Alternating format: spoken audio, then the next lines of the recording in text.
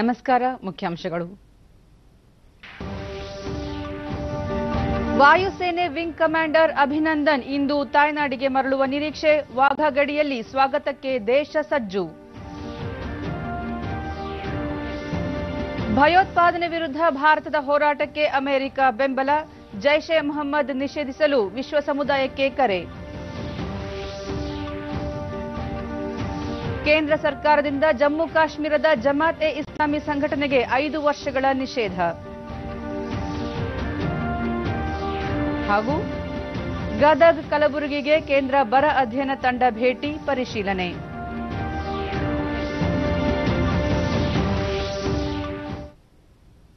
ವಾರ್ತೆಗಳ ವಿವರ.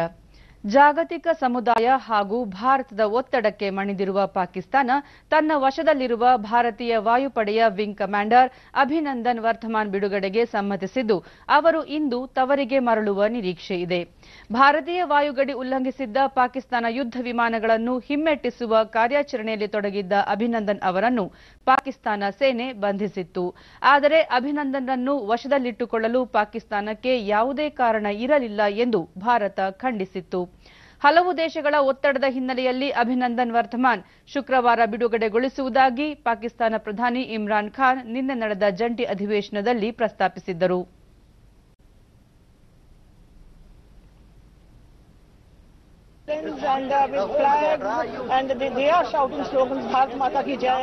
ವಾಘಾ ಗಡಿಯ ಮೂಲಕ ತಾಯ್ನಾಡಿಗೆ ಪ್ರವೇಶಿಸಲಿರುವ ಅಭಿನಂದನ್ ಅವರನ್ನು ಸ್ವಾಗತಿಸಲು ನೂರಾರು ಸಂಖ್ಯೆಯ ಜನರು ಅತ್ಯಂತ ಉತ್ಸಾಹ ಹಾಗೂ ಹೆಮ್ಮೆಯಿಂದ ಸಿದ್ಧರಾಗಿದ್ದಾರೆ.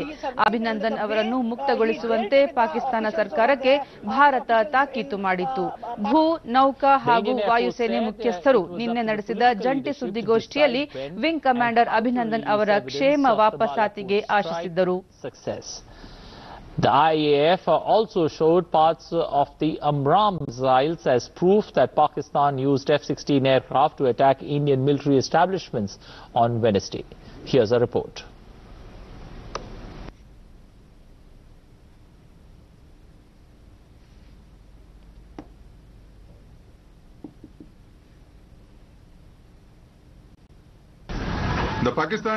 ಪಾಕಿಸ್ತಾನ F-16 ಯುದ್ಧ ವಿಮಾನ ಭಾರತೀಯ ಸೇನಾ ಶಿಬಿರಗಳನ್ನು ಗುರಿಯಾಗಿಸಿ ದಾಳಿ ನಡೆಸಿರುವುದು ದೃಢಪಟ್ಟಿದ್ದು, ತಕ್ಕ ಸಾಕ್ಷಿಗಳು ದೊರೆತಿವೆ. ವಿಮಾನದ ಬಿಡಿಭಾಗಗಳು ದೊರೆತಿದ್ದು, ಪಾಕ್ ವಾಯುಸೇನಾ ಜೆಟ್ಗಳು ಭಾರತೀಯ ಸೇನಾ ಸೀಮೆಯ ಮೇಲೆ ದಾಳಿ ಪ್ರಯತ್ನ ನಡೆಸಿರುವುದಾಗಿ ತಿಳಿಸಿದ್ದಾರೆ. ಭಾರತೀಯ ವಾಯುಸೇನೆ ಪಾಕ್ನ ದಾಳಿ ಪ್ರಯತ್ನ ವಿಫಲಗೊಳಿಸಿ ವೈರಿ ಯುದ್ಧ ವಿಮಾನಗಳನ್ನು ಹಿಮ್ಮೆಟ್ಟಿಸುವಲ್ಲಿ ಯಶಸ್ವಿಯಾಯಿತು ಎಂದು ಮುಖ್ಯಸ್ಥರು ತಿಳಿಸಿದ್ದಾರೆ. F-16 of Pakistan Air Force was shot down by an IAF MiG-21 Bison aircraft. We continue to maintain ನೆರೆಯ ದೇಶ ದುಸ್ಸಾಹಸಕ್ಕೆ ಕೈ ಹಾಕಿದರೆ ಭಾರತೀಯ ಸೇನೆ ಕೈಕಟ್ಟಿ ಕೂರುವುದಿಲ್ಲ. ದೇಶದ ಭದ್ರತೆ ಹಾಗೂ ನಾಗರಿಕರಿಗೆ ರಕ್ಷಣೆ ಒದಗಿಸಲು ಸಿದ್ಧವಾಗಿದೆ ಎಂದು ಭೂ, ವಾಯು, ನೌಕಾ ಸೇನೆ ಮುಖ್ಯಸ್ಥರು ತಿಳಿಸಿದ್ದಾರೆ. All along the line of control and also in some parts of the IB. Our mechanized forces have also been placed on standby. I wish to assure the nation that we are fully prepared and in a heightened state of readiness to respond to any provocation by Pakistan. To deter, prevent and defeat any misadventure by Pakistan in the maritime domain, I can assure you of a resolute, swift and strong response by the Navy when needed. We stand as one with the Army and Air Force to ensure the safety and security of our nation and our citizens. Jaish e Mohammed ಸಂಘಟನೆ ನಿಷೇಧ ಹಾಗೂ ಅದರ ಮುಖ್ಯಸ್ಥ ಮಸೂದ್ ಅಜರ್ನನ್ನು ಜಾಗತಿಕ ಭಯೋತ್ಪಾದಕನೆಂದು ಘೋಷಿಸುವಂತೆ America ವಿಶ್ವ ಸಮುದಾಯಕ್ಕೆ ಕರೆ ನೀಡಿದೆ. ಜೈಷ್ ಎ ಮೊಹಮ್ಮದ್ ಸೇರಿದಂತೆ ಎಲ್ಲಾ ಭಯೋತ್ಪಾದನಾ ಸಂಘಟನೆಗಳಿಗೆ ದೊರಕುತ್ತಿರುವ ಹಣದ ಹರಿವು ಮತ್ತು ಮೂಲಸೌಕರ್ಯ ಕಡಿತಗೊಳಿಸಬೇಕು ಎಂದು ಅಮೆರಿಕ ಎಲ್ಲಾ ರಾಷ್ಟ್ರಗಳಿಗೆ ಮನವಿ ಮಾಡಿದೆ.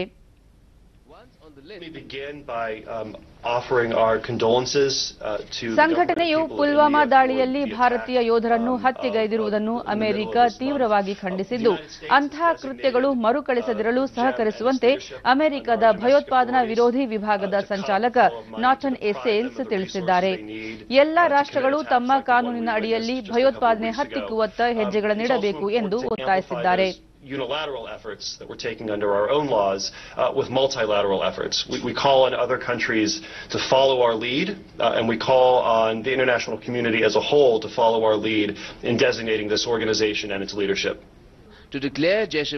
ನಿಷೇಧಿತ ಜೈಷ್ ಎ ಮೊಹಮ್ಮದ್ ಸಂಘಟನೆಯ ಮುಖ್ಯಸ್ಥ ಮಸೂದ್ ಅಜರ್ನನ್ನು ಜಾಗತಿಕ ಭಯೋತ್ಪಾದಕನೆಂದು ಪರಿಗಣಿಸುವಂತೆ ಅಮೆರಿಕ, ಬ್ರಿಟನ್ ಹಾಗೂ ಫ್ರಾನ್ಸ್ ರಾಷ್ಟ್ರಗಳು ವಿಶ್ವಸಂಸ್ಥೆಯ ಭದ್ರತಾ ಮಂಡಳಿಗೆ ಈಗಾಗಲೇ ಒತ್ತಾಯಿಸಿವೆ. ಒಂದು ವೇಳೆ ಈ ಪ್ರಸ್ತಾವನೆ ಅನುಮೋದನೆ ಆದಲ್ಲಿ ಪಾಕಿಸ್ತಾನ ಮೂಲದ ಮಸೂದ್ ಅಜರ್ನ ಎಲ್ಲಾ ಆಸ್ತಿಗಳು ಹಾಗೂ ಶಸ್ತ್ರಾಸ್ತ್ರಗಳನ್ನು ಮುಟ್ಟುಗೋಲು ಹಾಕಿಕೊಳ್ಳಬಹುದಾಗಿದೆ ಹಾಗೂ ವಿಶ್ವಾದ್ಯಂತ ಆತನ ಪ್ರವಾಸಕ್ಕೆ ನಿಷೇಧ ಹೇರಿಕೆಯಾಗಲಿದೆ.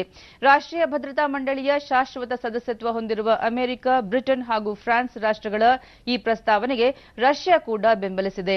ಪ್ರಸ್ತಾವನೆ ಸಲ್ಲಿಕೆ ಆದ 3 ತಿಂಗಳಲ್ಲಿ ಭದ್ರತಾ ಮಂಡಳಿಯು ತನ್ನ ನಿರ್ಧಾರ ಪ್ರಕಟಿಸಲಿದೆ. ಭಯೋತ್ಪಾದನೆ ವಿರುದ್ಧ ಹೋರಾಟವನ್ನು ತೀವ್ರಗೊಳಿಸುವ ನಿಟ್ಟಿನಲ್ಲಿ ಕೇಂದ್ರ ಸರ್ಕಾರವು ಜಮ್ಮು ಕಾಶ್ಮೀರದ ಜಮಾತ್ ಎ ಇಸ್ಲಾಮಿ ಸಂಘಟನೆಗೆ 5 ವರ್ಷಗಳ ನಿಷೇಧ ಹೇರಿದೆ.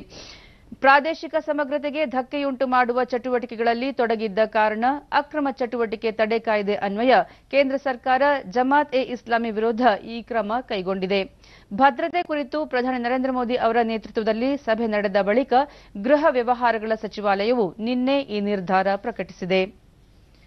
ಪದೇ ಪದೇ ಕದನ ವಿರಾಮ ಉಲ್ಲಂಘಿಸುತ್ತಿರುವ ಪಾಕಿಸ್ತಾನ ಇಂದು ಸಹ ಉರಿ ಸೆಕ್ಟರ್ ಸೇರಿದಂತೆ ಜಮ್ಮು ಕಾಶ್ಮೀರದ ಹಲವು ಪ್ರದೇಶಗಳಲ್ಲಿ ಅಪ್ರಚೋದಿತ ಗುಂಡಿನ ದಾಳಿ ನಡೆಸಿದೆ. ಏತನ್ಮಧ್ಯೆ ಕುಪ್ವಾರಾದಲ್ಲಿ ಭಾರತೀಯ ಸೇನಾಪಡೆ ನಡೆಸಿದ ಎನ್ಕೌಂಟರ್ಗೆ 2 ಭಯೋತ್ಪಾದಕರು ಬಲಿಯಾಗಿದ್ದಾರೆ. ಉತ್ತರ ಕಾಶ್ಮೀರದ ಹಂದ್ವಾರಾದಲ್ಲಿ ನಡೆದ ಗುಂಡಿನ ಚಕಮಕಿಯಲ್ಲಿ ಓರ್ವ ಯೋಧ ಗಾಯಗೊಂಡಿದ್ದಾರೆ.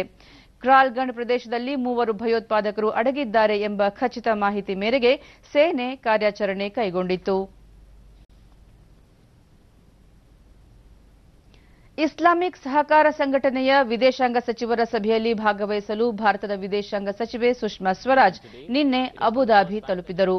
ವಿಮಾನ ನಿಲ್ದಾಣದಲ್ಲಿ ಭಾರತೀಯ ರಾಯಭಾರಿ ನವದೀಪ್ ಸೂರಿ ಸೇರಿದಂತೆ ಹಲವು ಮುಖಂಡರು ಅವರನ್ನು ಬರಮಾಡಿಕೊಂಡರು. ಒಟ್ಟು 56 ಸದಸ್ಯರಿರುವ ಇಸ್ಲಾಮಿಕ್ ಸಹಕಾರ ಸಂಘಟನೆಯ ಸಭೆಗೆ ಇದೇ ಮೊದಲ ಬಾರಿಗೆ ಭಾರತದ ವಿದೇಶಾಂಗ ಸಚಿವರನ್ನು ವಿಶೇಷ ಅತಿಥಿಯಾಗಿ ಆಹ್ವಾನಿಸಲಾಗಿದೆ. ಇಂದಿನಿಂದ 2 ದಿನಗಳ ಕಾಲ ನಡೆಯಲಿರುವ ಸಭೆಯಲ್ಲಿ ಸುಷ್ಮಾ ಸ್ವರಾಜ್ ಅವರು ಸಮಗ್ರ ಅಧಿವೇಶನದ ಉದ್ಘಾಟನಾ ಭಾಷಣ ಮಾಡಲಿದ್ದಾರೆ. ಈ ಸಂದರ್ಭದಲ್ಲಿ ಭಯೋತ್ಪಾದನಾ ಸಮಸ್ಯೆ ಕುರಿತು ದನಿ ಎತ್ತುವ ನಿರೀಕ್ಷೆಯಿದೆ. ಭಯೋತ್ಪಾದನೆ ಹತ್ತಿಕ್ಕುವ ಭಾರತದ ನಿರ್ಣಯಕ್ಕೆ ಹಲವು ದೇಶಗಳು ಬೆಂಬಲ ವ್ಯಕ್ತಪಡಿಸಿವೆ. ರಷ್ಯಾ ಅಧ್ಯಕ್ಷ ವ್ಲಾಡಿಮಿರ್ ಪುಟಿನ್ ನಿನ್ನೆ ಪ್ರಧಾನಿ ನರೇಂದ್ರ ಮೋದಿ ಅವರ ಜೊತೆ ದೂರವಾಣಿ ಮೂಲಕ ಮಾತನಾಡಿ ಭಯೋತ್ಪಾದನೆ ವಿರುದ್ಧದ ಭಾರತೀಯರ ಹೋರಾಟಕ್ಕೆ ರಷ್ಯಾ ಜನರ ಸಹಕಾರ ಸದಾ ಇರುತ್ತದೆ ಎಂದು ಅವರು ಭರವಸೆ ನೀಡಿದ್ದಾರೆ. ಇದೇ ವೇಳೆ ಪುಲ್ವಾಮಾ ದಾಳಿಯನ್ನು ಪುನಃ ಖಂಡಿಸಿ ಹುತಾತ್ಮ ಯೋಧರ ಬಲಿದಾನವನ್ನು ಸ್ಮರಿಸಿದ್ದಾರೆ. ಪ್ರಧಾನಿ ನರೇಂದ್ರ ಮೋದಿ ಅವರು ಇಂದು ದಕ್ಷಿಣ ರಾಜ್ಯಗಳಾದ ಆಂಧ್ರಪ್ರದೇಶ ಹಾಗೂ ತಮಿಳುನಾಡಿಗೆ ಭೇಟಿ ನೀಡಲಿದ್ದಾರೆ. ಮಧುರೈ ಹಾಗೂ ಚೆನ್ನೈ ನಡುವಿನ ತೇಜಸ್ ಎಕ್ಸ್ಪ್ರೆಸ್ ರೈಲಿಗೆ ಹಸಿರು ನಿಶಾನೆ ತೋರಿಸಲಿರುವ ಪ್ರಧಾನಿ ಹಲವು ಯೋಜನೆಗಳಿಗೆ ಶಿಲಾನ್ಯಾಸ ನೆರವೇರಿಸಲಿದ್ದಾರೆ. ಮಧುರೈ ರಾಮನಾಥಪುರಂ ನಡುವಿನ ರಾಷ್ಟ್ರೀಯ ಹೆದ್ದಾರಿ 87 ಪಂಬನ್ ಸೇತುವೆ ಮರು ನಿರ್ಮಾಣಕ್ಕೆ ಶಿಲಾನ್ಯಾಸ, ರಾಮೇಶ್ವರಂ ಧನುಷ್ಕೋಟಿ ನಡುವಿನ ರೈಲ್ವೆ ಮಾರ್ಗದ ಮರು ನಿರ್ಮಾಣ ಯೋಜನೆಗಳಿಗೂ ಇವು ಸೇರಿವೆ. ಕನ್ಯಾಕುಮಾರಿ ಹಾಗೂ ವಿಶಾಖಪಟ್ಟಣದಲ್ಲಿ ಪ್ರಧಾನಿ ಮೋದಿ ಅವರು ಸಾರ್ವಜನಿಕರನ್ನು ಉದ್ದೇಶಿಸಿ ಮಾತನಾಡಲಿದ್ದಾರೆ. ಕೊಡಗು ಜಿಲ್ಲೆಯ ನೆರೆ ಸಂತ್ರಸ್ತರಿಗೆ ಪರಿಹಾರ ವಿತರಣೆ ಪ್ರಕ್ರಿಯೆಯಲ್ಲಿ ಎನ್ಡಿಆರ್ಎಫ್ ಮಾರ್ಗಸೂಚಿಗಳನ್ನು ಬದಿಗೊತ್ತಿ ಹೆಚ್ಚಿನ ಹಣ ಬಿಡುಗಡೆ ಮಾಡುವುದಾಗಿ ಮುಖ್ಯಮಂತ್ರಿ ಎಚ್ಡಿ ಕುಮಾರಸ್ವಾಮಿ ಭರವಸೆ ನೀಡಿದ್ದಾರೆ. ಕೊಡಗು ಜಿಲ್ಲೆಗೆ ಭೇಟಿ ನೀಡಿ ಪರಿಸ್ಥಿತಿ ಪರಿಶೀಲಿಸಿದ ಅವರು ಎನ್ಡಿಆರ್ಎಫ್ ಮಾರ್ಗಸೂಚಿ ಅನುಸಾರ ನೀಡುವ ಪರಿಹಾರ ಸಂತ್ರಸ್ತರಿಗೆ ಅನುಕೂಲಕರವಾಗಿಲ್ಲದ ಕಾರಣ ಹಣಕಾಸು ಇಲಾಖೆ ಹಾಗೂ ವಿಪತ್ತು ನಿರ್ವಹಣಾ ಘಟಕದ ಅಧಿಕಾರಿಗಳೊಂದಿಗೆ ಚರ್ಚಿಸಿ ಹೆಚ್ಚಿನ ಪರಿಹಾರ ನೀಡಲು ನಿರ್ಧರಿಸಿದ್ದೇವೆ ಎಂದರು. ನೆರೆ ಹಾವಳಿ ಹಾಗೂ ಭೂ ಕುಸಿತದಿಂದ ಕೊಡಗಿನ ಜನರು ಅನುಭವಿಸಿರುವ ನೋವಿಗೆ ಸರ್ಕಾರ ಸ್ಪಂದಿಸುತ್ತದೆ. ಮಳೆಗಾಲ ಆರಂಭಕ್ಕೂ ಮುನ್ನ ಸಂತ್ರಸ್ತರಿಗೆ ಮನೆಗಳನ್ನು ಹಸ್ತಾಂತರಿಸಲಾಗುವುದು. ತಮ್ಮದೇ ಜಾಗದಲ್ಲಿ ಮನೆ ನಿರ್ಮಿಸಿಕೊಳ್ಳ ಬಯಸುವವರಿಗೆ ಅಗತ್ಯ ಹಣ ನೀಡಲು ಸರ್ಕಾರ ಸಿದ್ಧವಿದೆ. ಅರಣ್ಯ ಪ್ರದೇಶದಲ್ಲಿನ ಬುಡಕಟ್ಟು ನಿವಾಸಿಗಳನ್ನು ಒಕ್ಕಲೆಬ್ಬಿಸಲು ಅವಕಾಶ ನೀಡುವುದಿಲ್ಲ ಎಂದರು. ಕೆಲಸಗಳಾಗಿದೆ ಅಂತಕ್ಕಂಥ ಮಾಹಿತಿ ಎಲ್ಲ ಒಂದು ಕಡೆ ಅಂತ ಒಂದು ದೊಡ್ಡ ಮಟ್ಟದಲ್ಲಿ ನಮಗೆ ಅನುಕೂಲಗಳಾಗೋದಿಲ್ಲ ಅಂತಕ್ಕಂಥ ಭಾವನೆಗಳೇನಿದೆ. ಸ್ವಲ್ಪ NDRF ಗೈಡ್ಲೈನ್ನ ನಾನು ಬದಿಗಿಟ್ಟು ಸ್ವಲ್ಪ ಹೆಚ್ಚಿನ ಆರ್ಥಿಕ ನೆರವುಗಳನ್ನು ಕೊಡಬೇಕು ಅಂತಕ್ಕಂಥದ್ದು ಈಗಾಗಲೇ ಅದಕ್ಕೆ ವರ್ಕೌಟ್ ಮಾಡಲಿಕ್ಕೆ ಹೇಳಿದ್ದೇನೆ. ಇವತ್ತು ಚರ್ಚೆ ಮಾಡ್ತೀನಿ ಕಾಫಿ ಪ್ಲಾಂಟ್ಗಳ ಹತ್ರ. ಇವತ್ತು ಒಟ್ಟಾರೆ ಈ ಬಾರಿಯ ಬಜೆಟ್ನಲ್ಲೂ ಸ್ವಲ್ಪ ಹೆಚ್ಚಿನ ಅನುದಾನಗಳನ್ನು ಕೊಡಗು ಜಿಲ್ಲೆ ಅಭಿವೃದ್ಧಿಗೆ ಕೊಡ್ತಕ್ಕಂಥ ತೀರ್ಮಾನಗಳು ಮಾಡಿದ್ದೇವೆ. ಕೇಂದ್ರ ಬರ ಅಧ್ಯಯನ ತಂಡ ನಿನ್ನೆ ಗದಗ ಜಿಲ್ಲೆಯ ರೋಣ ತಾಲೂಕಿನ ನಿಡಗುಂದಿಗೆ ಭೇಟಿ ನೀಡಿ ಪರಿಶೀಲನೆ ನಡೆಸಿತು. ಕೇಂದ್ರ ಸಂಪನ್ಮೂಲ ಇಲಾಖೆಯ ಹಿರಿಯ ಜಂಟಿ ಆಯುಕ್ತ SK ಶ್ಯಾಮಭೋಜ ನೇತೃತ್ವದ ತಂಡ ಬರದ ಹಿನ್ನೆಲೆಯಲ್ಲಿ ಹಾನಿಯಾದ ಕಡಲೆ, ಕುಸುಬಿ ಬೆಳೆಗಳನ್ನು ವೀಕ್ಷಿಸಿದರು. ಗದಗ ಜಿಲ್ಲಾಧಿಕಾರಿ MG ಹಿರೇಮಠ್ ಹಾಜರಿದ್ದರು.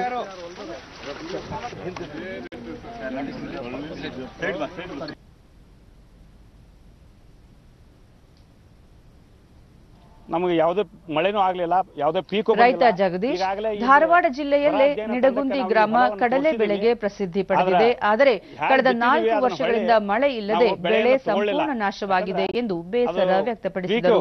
ಕಡ್ಲಿನೂ ಬರಲಿಲ್ಲ, ಏನೂ ಇಲ್ಲ, ಬರೇ ಕಟ್ಟಿಗೆ ನಿಂತಿತ್ತು. ಈ ಕಡ್ಲಿ ಬೆಳಿಲಿಕ್ಕೆ ನಂಬರ್ 1 ಭೂಮಿ ಇವು.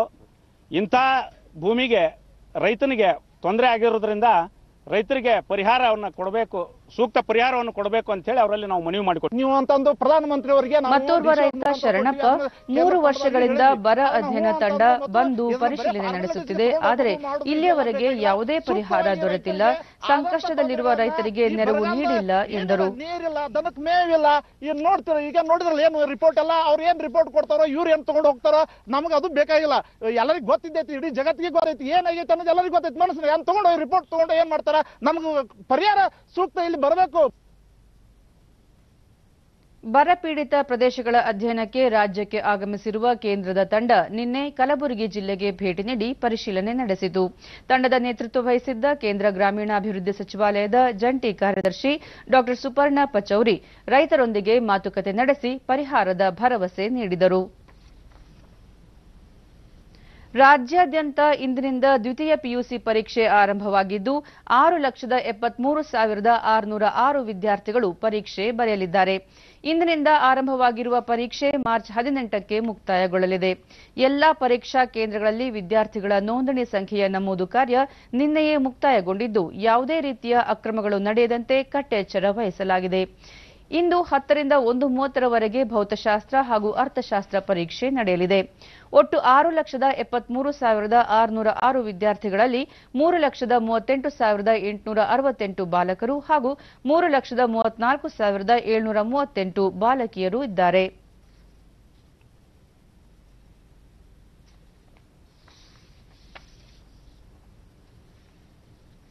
ಬಲ್ಗೇರಿಯಾದ ರೂಸ್ನಲ್ಲಿ ನಡೆಯುತ್ತಿರುವ 65 ಕೆಜಿ ವಿಭಾಗದ ಫ್ರೀ ಸ್ಟೈಲ್ ಕುಸ್ತಿ ಪಂದ್ಯಾವಳಿಯಲ್ಲಿ ಒಲಿಂಪಿಕ್ಸ್ನ ಕಂಚಿನ ಪದಕ ವಿಜೇತೆ ಭಾರತದ ಸಾಕ್ಷಿ ಮಲಿಕ್ ಫೈನಲ್ ಪ್ರವೇಶಿಸಿದ್ದಾರೆ.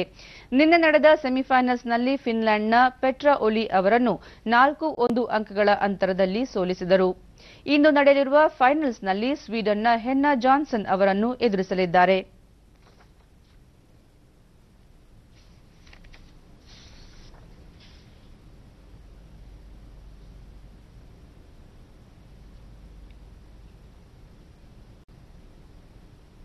ಕೊನೆಯಲ್ಲಿ ಮತ್ತೊಮ್ಮೆ ಮುಖ್ಯಾಂಶಗಳು. ವಾಯುಸೇನೆ ವಿಂಗ್ ಕಮಾಂಡರ್ ಅಭಿನಂದನ್ ಇಂದು ತಾಯ್ನಾಡಿಗೆ ಮರಳುವ ನಿರೀಕ್ಷೆ. ವಾಘಾ ಗಡಿಯಲ್ಲಿ ಸ್ವಾಗತಕ್ಕೆ ದೇಶ ಸಜ್ಜು. ಭಯೋತ್ಪಾದನೆ ವಿರುದ್ಧ ಭಾರತದ ಹೋರಾಟಕ್ಕೆ ಅಮೆರಿಕ ಬೆಂಬಲ. ಜೈಷ್ ಎ ಮೊಹಮ್ಮದ್ ನಿಷೇಧಿಸಲು ವಿಶ್ವ ಸಮುದಾಯಕ್ಕೆ ಕರೆ.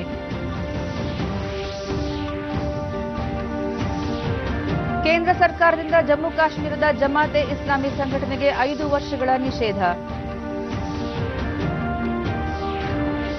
ಹಾಗೂ ಗದಗ ಕಲಬುರಗಿಗೆ ಕೇಂದ್ರ ಬರ ಅಧ್ಯಯನ ತಂಡ ಭೇಟಿ ಪರಿಶೀಲನೆ.